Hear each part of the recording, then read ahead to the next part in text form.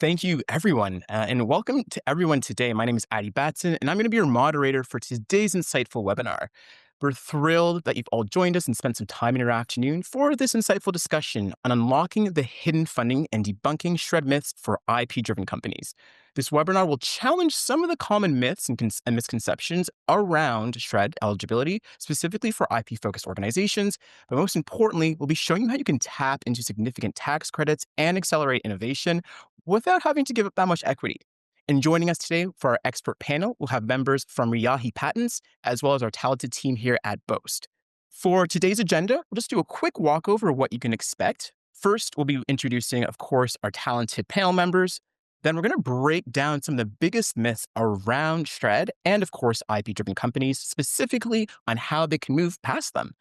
We'll hear some real-life success stories from Siamak, who's our CEO here from Riyahi Patents, and basically go into a deep discussion with our panel. Then we'll be moving into some live Q&A, so please feel free to ask questions, open-ended points, and or anything that you think you might be of relevance or interest. And finally, if you stick around to the end, we're going to be having some time to walk over some exclusive offers and, of course, some helpful next steps that you definitely want to tune into. Without further ado, of course, no webinar would not be great without our talented panel here today. We have Siamak Riyahi, the founder and CEO of Riyahi Patents, a leader in intellectual property and intellectual property strategy, who's supported hundreds of Canadian startups and scaling businesses across Canada. From the Boast team, we have Philip Chuck, our senior manager of SR&ED customer delivery at Boast, whose basic critical focus is helping businesses maximize and navigate the audits using basically AI-powered tools through our Boast Power platform. And finally, no presentation is great without the individual helping behind the scenes.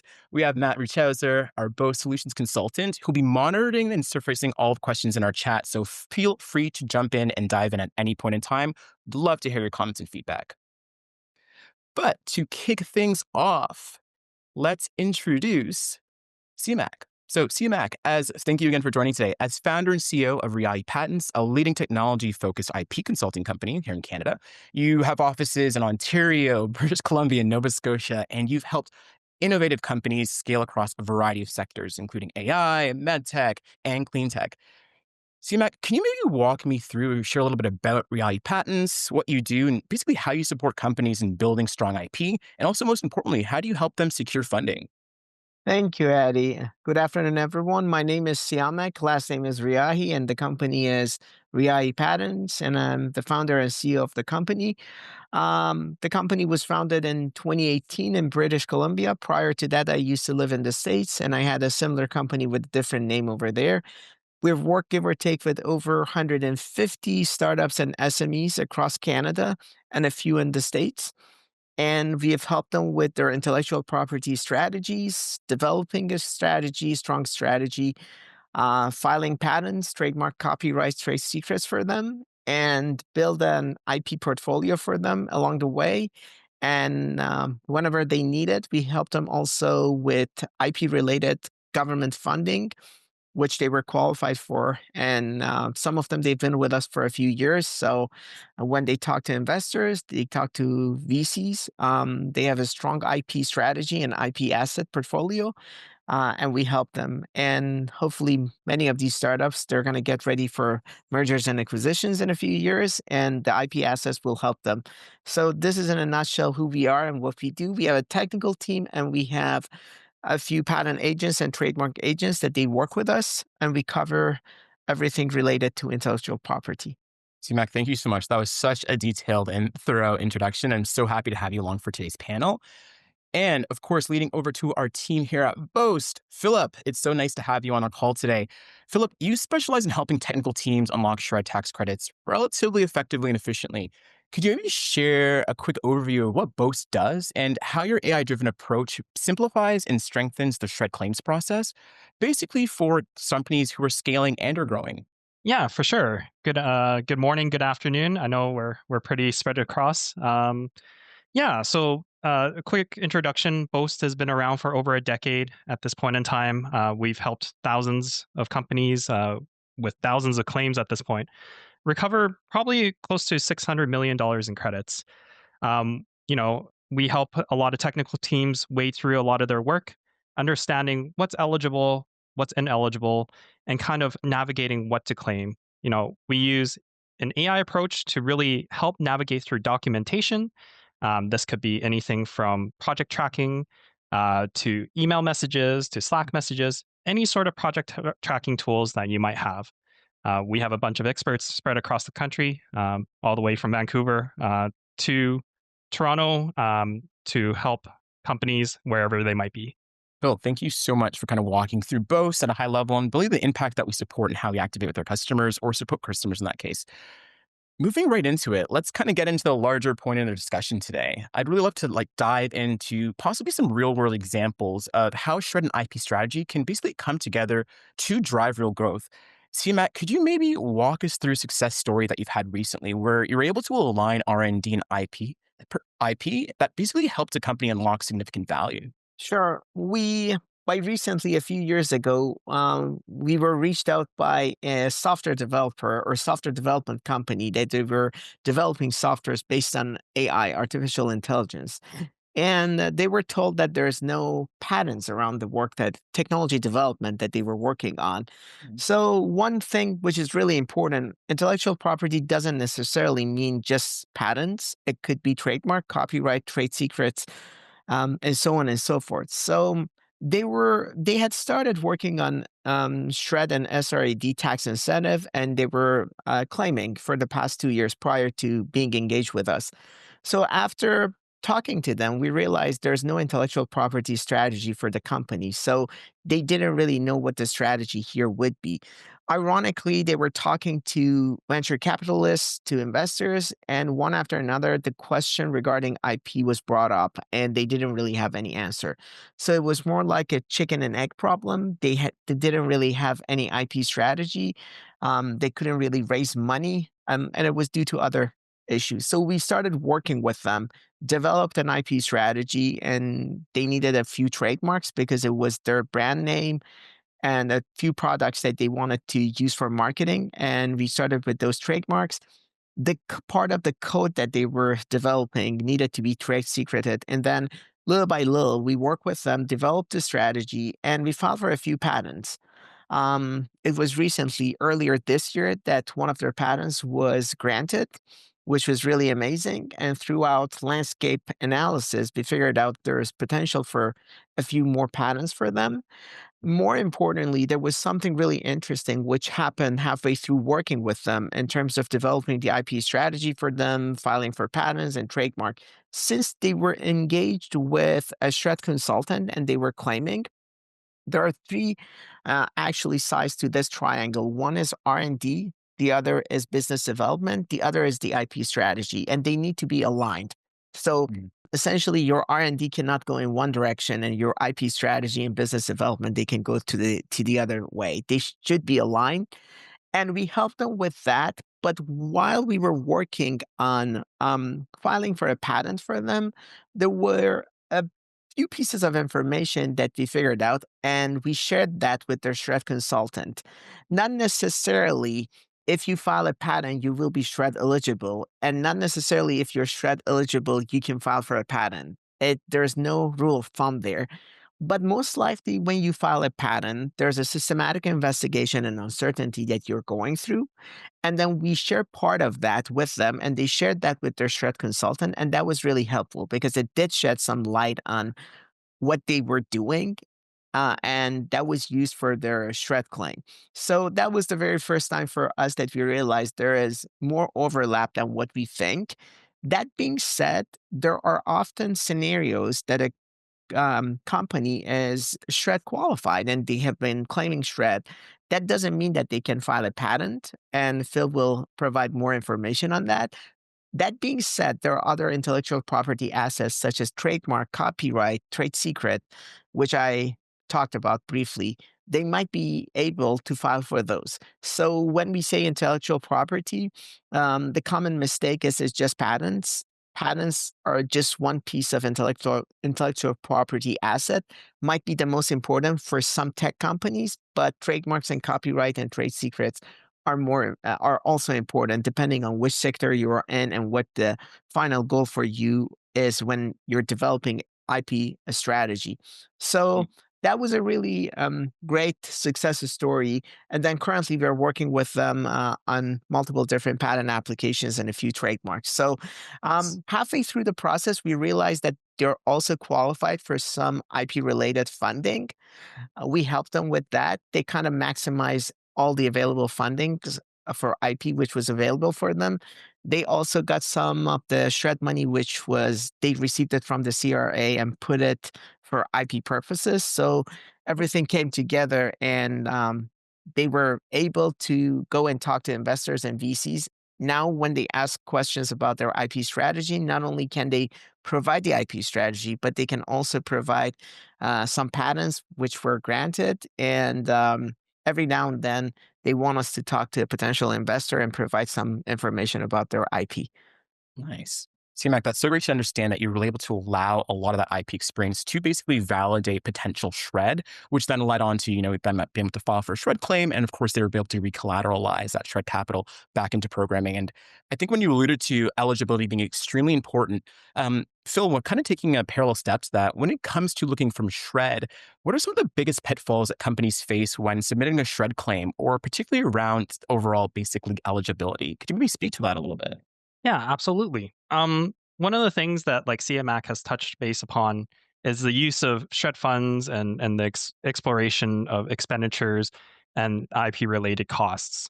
One of the things like we really want to make sure that we're looking at when it comes to eligibility perspective is looking at the differentiation between business and science or the technology R&D.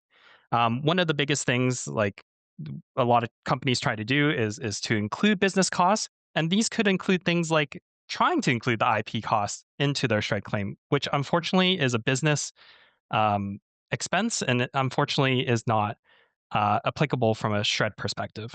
And I guess to clarify, when I say business expense, it's more business related rather than the science related.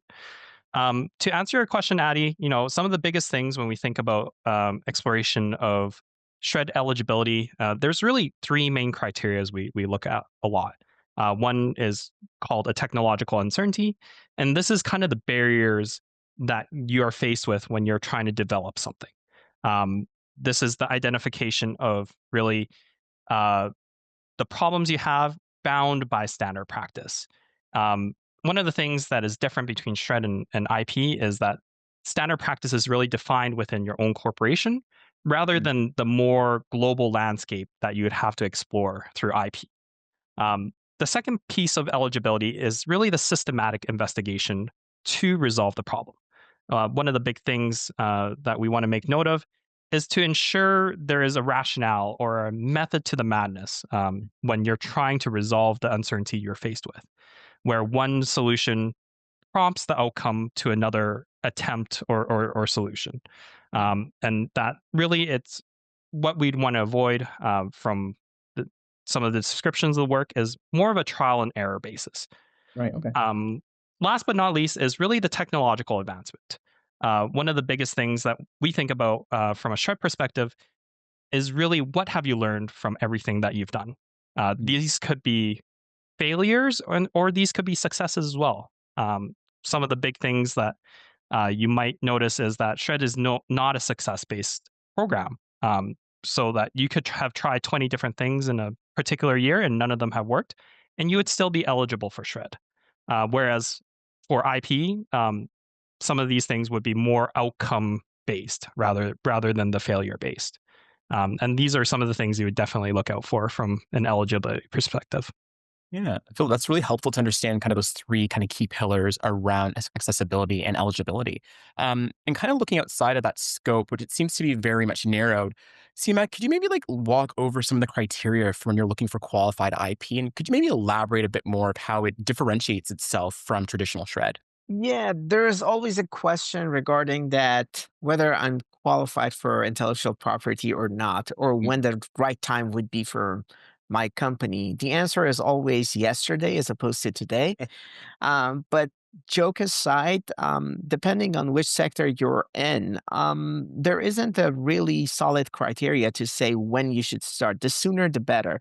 So from the get go, you need to have a good intellectual property strategy. But keep in mind that IP strategy could also evolve and change over time. It doesn't necessarily mean that your intellectual property strategy would be the same over the years, because when you look at the nature of startups, they pivot, they change. And then halfway through the process, they may pivot the product, the technology will change. So your IP strategy needs to be also changed or pivot with your entire idea and technology. So that's one thing to know. The other thing that all the startups or SMEs they need to take into consideration is the fact that intellectual property with IP, you need to be really patient. So it's not something that you do it today and you see the results quickly.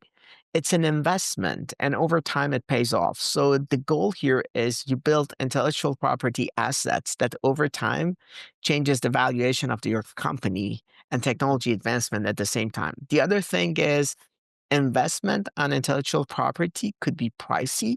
So it's one of those things that you need to be financially ready to have the financial assets over time to spend on that. So filing a patent, you can file a provisional patent in the US, but within 12 months, you have to have a plan for that. What are you going to do Wow. it?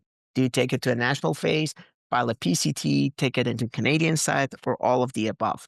So I don't really think many startups, they take that into account, that IP requires patience, some financial asset or planning. And at the same time, you need to take action. Many startups make the huge mistake of waiting until their technology has been fully developed and the Okay. product is ready. That's a little bit too late because halfway through the process, you're completely going into development of the technology. You talk to investors, and you need to have at least some IP strategy there. So you don't really think about IP after 3, 4 years into development when the question is being asked from you. You need to think through the process along the way that you're developing your technology. So two key factors: you need to be patient, you need to plan things financially ahead of time. And at the same time, things need to move along the path in parallel. So you cannot really develop your technology, do not think about IP, or do the business development and forget about technology. Your R&D and IP development, they kind of need to go along the way together. See, Mac, thank you so much. And I think just looking at those pillars of having a clear process, looking into actually initiating a clear path, and then from there, patience is extremely important for any business at any point in scale. And you did allude to that there's different points of collateral or expenditures that you might have to consider as well, depending on the stage of your organization. CMAC, there's a variety of different funding programs that are helpful to the IP sector. I know there's quite a few of them. Would you maybe want to walk over a couple of them, how they impact organizations, and like what eligibility might be appropriate for different organizations at different times?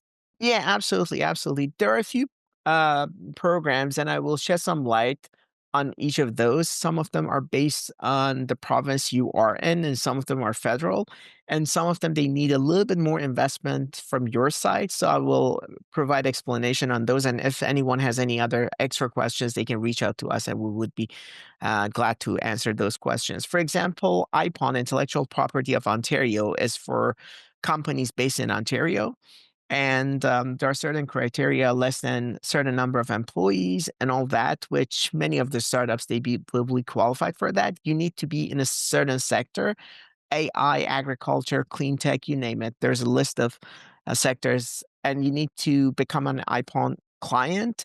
This is essentially 80%, 20%. So the client needs to spend 20% out of pocket.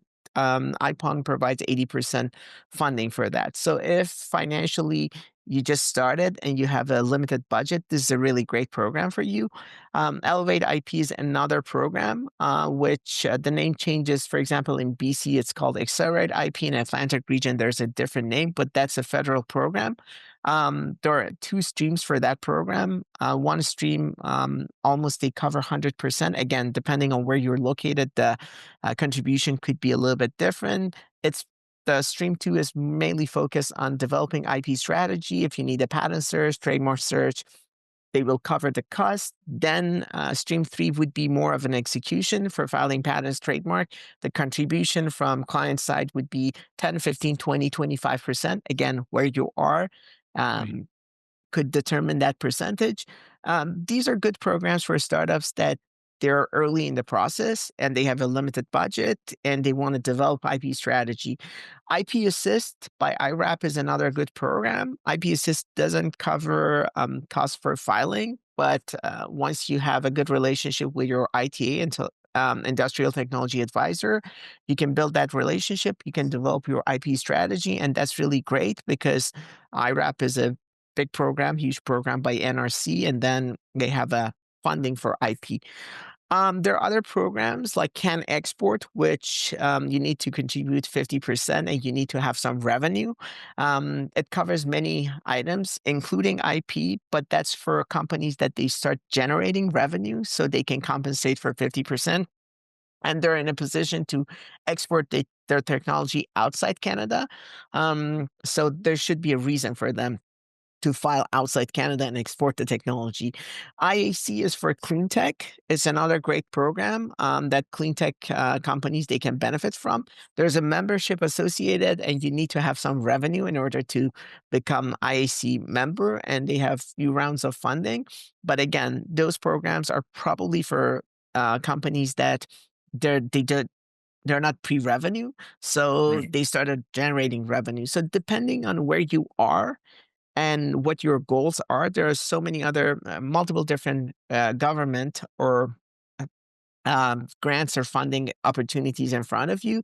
Again, you can use some of your startup funding, you can get some of your SRED funding and mix them all and achieve whatever IP goals you have. But it's not really a one size fit all. It varies and it's really subjective depending on the company, the nature of the work they have, and IP priorities, which they do matter for that particular company. Yeah, absolutely. It's so great to know that there's such a landscape of programming for anyone who's looking to qualify in that capacity, and also knowing that whether it's regionality at the different point in scale where you are, but most importantly, that there are all of these initiatives to support growing businesses. I guess just like one last question for you, Phil, before we kind of move into our live Q&A.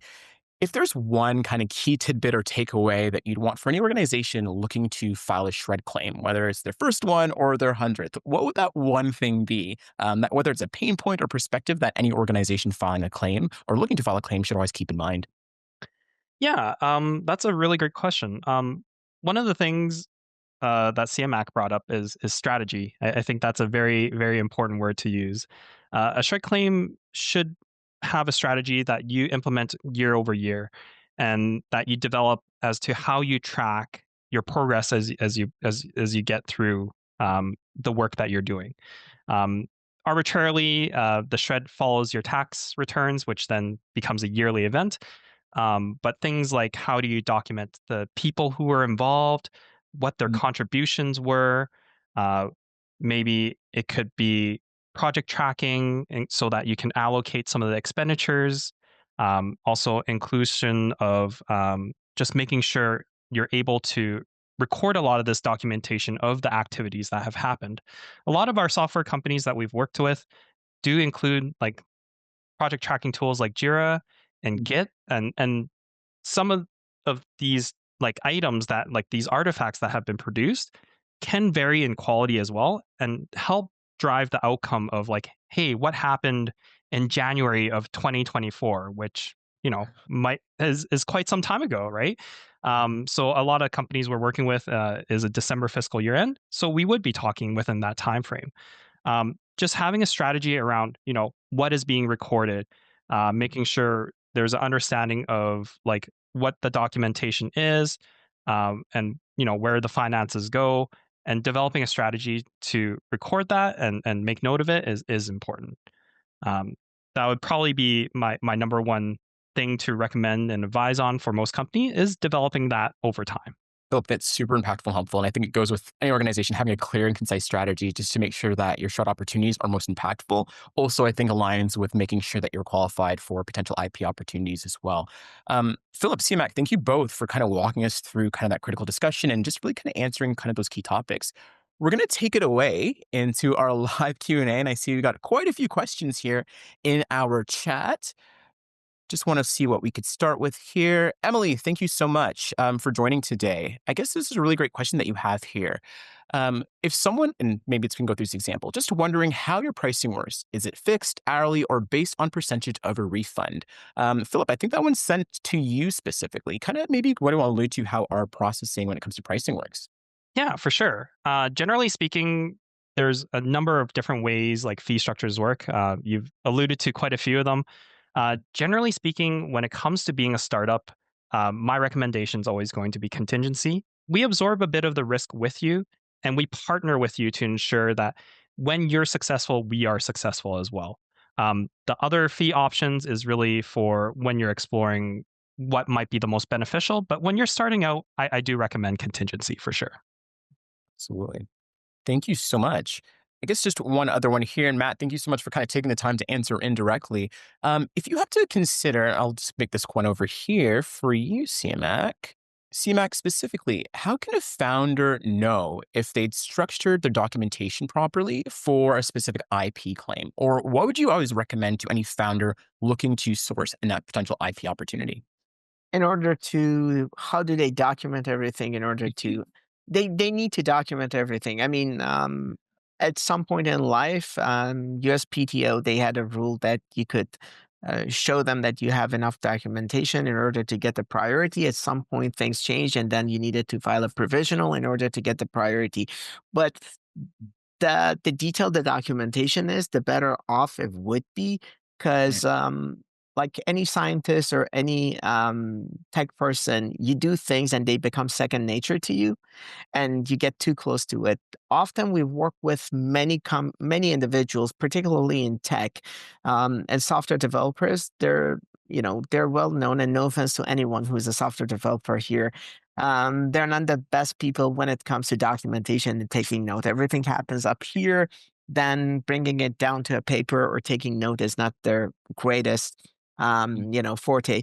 But then what happens essentially, it becomes second nature to you. And then you don't really see the novelty and inventiveness of the work that you've done over a period of time. So going back in order to find out what the key features or novel elements of their invention potentially could be, they don't really remember. And they throw things there and we start dissecting and digging into what they've done. And certain things that they might be inventive or novel, they've been buried under the work that they've done over the years. So we always tell them that document everything, get it ready. And since they live, eat, breathe the entire technology for the past couple years, it becomes, as I mentioned, second nature to them. So if you have good documentation, if you have things written, taken notes, that would definitely help us when we ask for information, when we ask you to provide you some basic information in order to us to perform a priority search or do a landscape.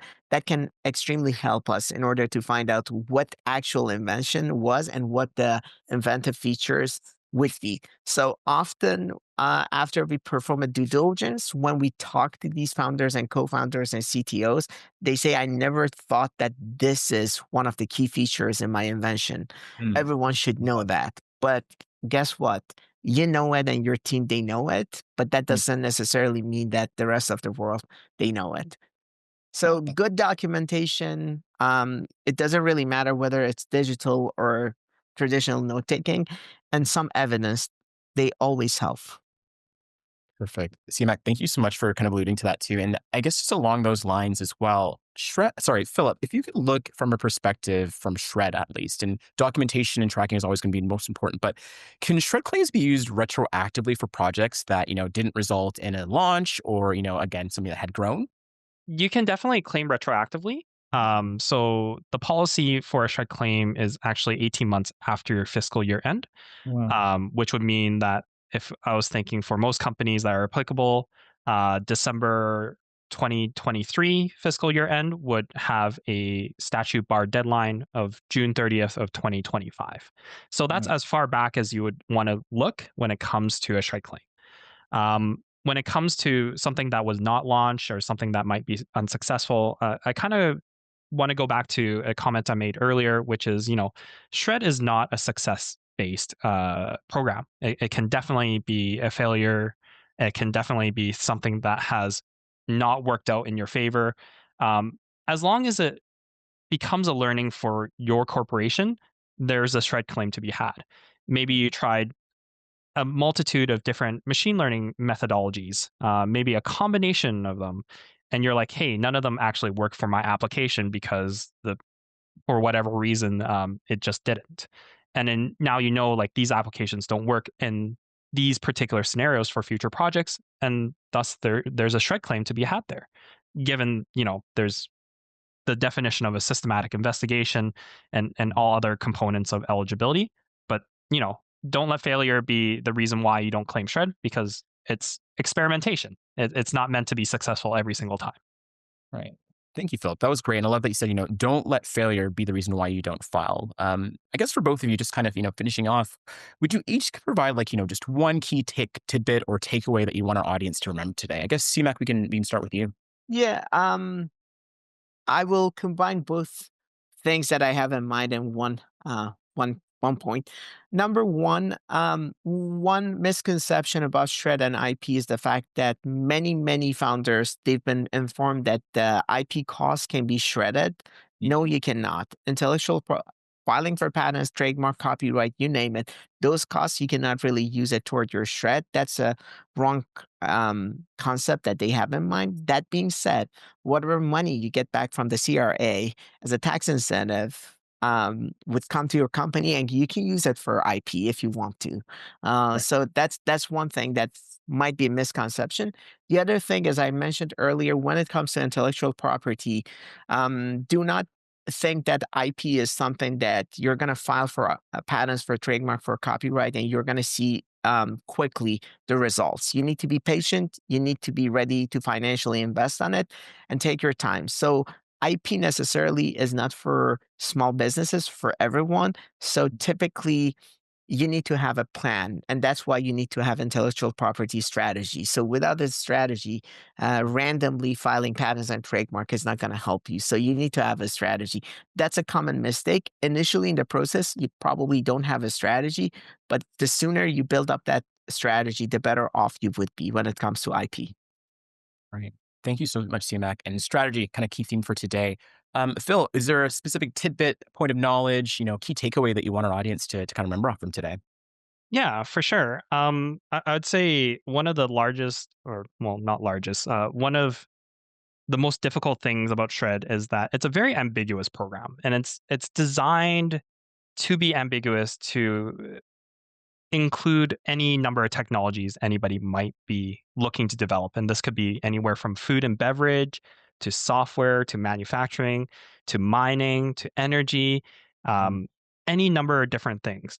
Um, and it can be difficult to get through. I think one of the biggest things is like the program identifies what you're receiving is an investment tax credit.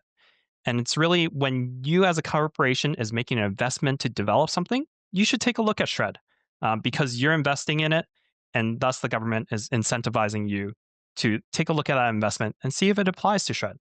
What are the steps in the IP review process if we are starting the process? Do you need access to our code, our documentation? How does a project review work? Is it regarding IP, right? So if they're referring to they're I assume that they're doing a software development because they're saying code. So just a few things that I probably forgot during the presentation. You always, if you want to file a patent, you file the technology, you don't really file the product. That's one Mhm. thing. When you are a developer or software development company, there are a few things that you're actually developing a technology which you're coding. The code itself, you never patent that. That could be a trade secret. The algorithm behind the whole thing, that could be potentially patented. Again, that's case by case. So the software itself, when it's done, it could be copyrighted, Mm. and then your product along the name and all that, they could be trademarks. So we don't really need access to your code. If you have potentials, or if we think that there might be a potential for filing a patent, and this is after performing due diligence and search and all that, all we need is the algorithm, essentially A and B as an input, and you get C and D, the process. what's the secret sauce here? What are you doing? Potentially, sometimes some software companies, they don't want to patent anything or they don't want to reveal their algorithm and they want to trade secret the whole thing. And if the audience are kind of thinking what secret, about the trade secret, the Coca-Cola is the best example. So Coca-Cola, the formulation is a trade secret. No one really knows what it is because guess what? If they revealed it, everyone in the garage would have been making Coca-Cola by now. But that's a trade secret. So again, that's part of the intellectual property strategy that you can develop and we can work with you to see what goes into trade secret, what goes into a patent, what goes into a trademark, and so on and so forth. But necessarily, we don't really need the access to the code because that could be potentially trade secreted.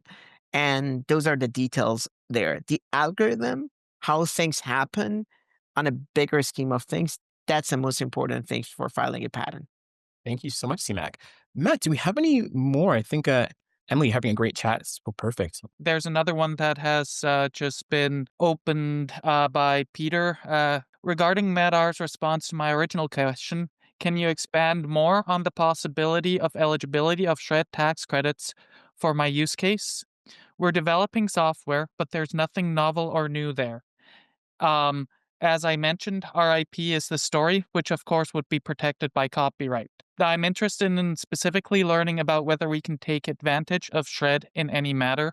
And just as a little bit of context, I believe Peter is working for a gaming company. So the other thing that might be applicable here might be interactive digital media tax credits as well.